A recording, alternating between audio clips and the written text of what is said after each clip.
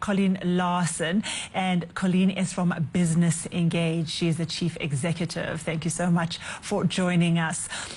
Now it's time to reflect back on AGOA conversations, and this time around is the impact of local auto component manufacturing and how AGOA is enabling that. South Africa does have the potential to be a hub for automotive component exports into other AGOA member states. So I'm joined now by Renai Moothilal, the Executive Director of NACAM. Renai, thank you. How do we move from this massive potential to a reality for South Africa?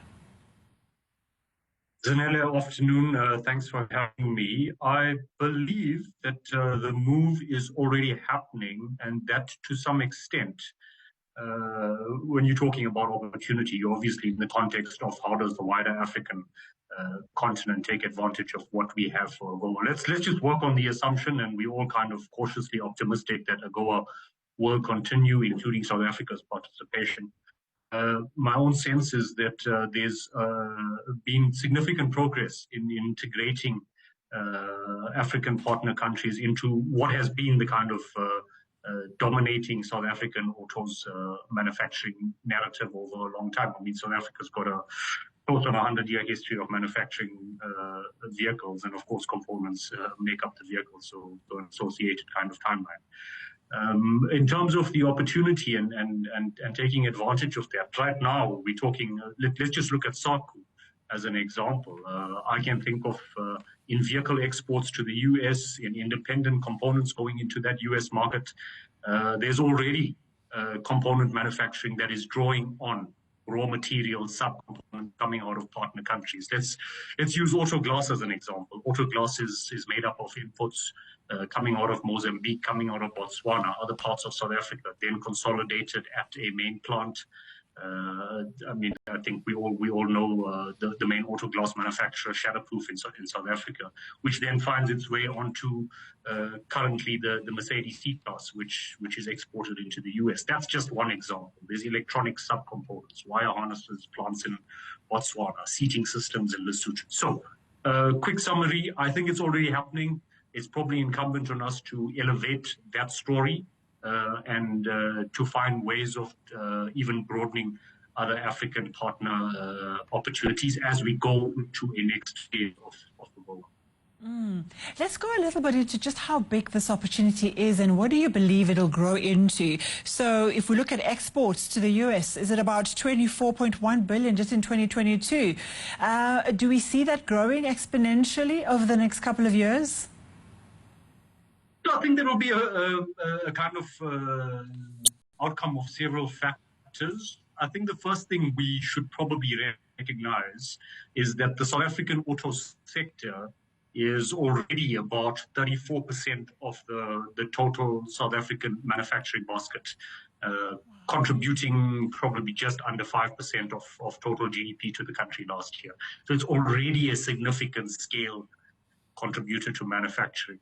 Opportunities to grow, particularly into the US, may come on the back of transition into some of the new technologies. We're already seeing component companies supplying into EV platforms into the US, supplying into the kind of technologies that are not produced here in South Africa. And that's a really interesting point. I mean, there's been a lot of discussion around when will South Africa make the transition to EVs. Component manufacturers have already started that in terms of their global markets. So the opportunity exists, I suppose, to some extent in some of those new propulsion opportunities.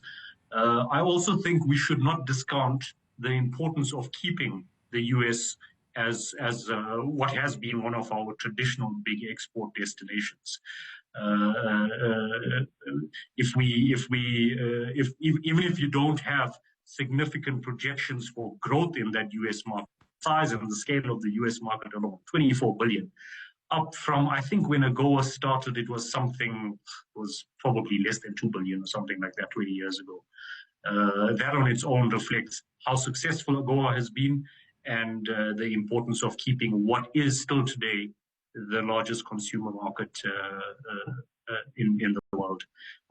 So the opportunity will come as we increase African industrialization, African linkages, From a South African perspective, we need to make sure that all attempts are made to maintain participation in that key market. And let's pull in the AFCFTA agreement. How does that enhance, I suppose it's easy enough that it will enhance U.S. exports into the rest of the continent. How do we fit into that, and what are the potential opportunities for trade under that agreement as well? So I think, if anything, the AFCFTA is going to contribute to be a positive influence on some of the benefits that have come out of being in a preferential trade agreement like AGOA. The opportunity now for kind of duty-free interaction between all of the African economies, an emphasis on developing the infrastructure to support that intercontinental trade. All of that adds to a competitiveness advantage to grow exports, whether into the US or some of the other markets that are currently being targeted. So as sector stakeholders and my own organization as the voice of component manufacturers in the country, we have been firmly behind all attempts around industrialization of the kind of African continental outcomes in an autos context. I think what many need to appreciate is that unless we actually find hubs of production across the continent, and there's a limited number of opportunities for that. You can't have every country looking to produce vehicles. But if you have 3 or 4 key production hubs, including South Africa, and let's just use a geographic spread, north, south, east, west, if you've got those kind of vehicle assembly hubs, the opportunity to build regional value chains, component production, that's where the real value is going to come in terms of African industrialization. In doing so, you also create the consumer ecosystem for even greater exports into the African continent. My own sense is that unless we use the AFC opportunity as a lever to unlock greater industrialization, it will definitely be an opportunity missed. Thank you so much, Renai. That does mean we need to talk as a continent and we need to collaborate. So let's keep watching that space, and hopefully we do good. That was Renai Moothilal, Executive Director of NACAM. Let's take a quick break and we come back with our top stories for the day and more, of course, on Closing Bell Southern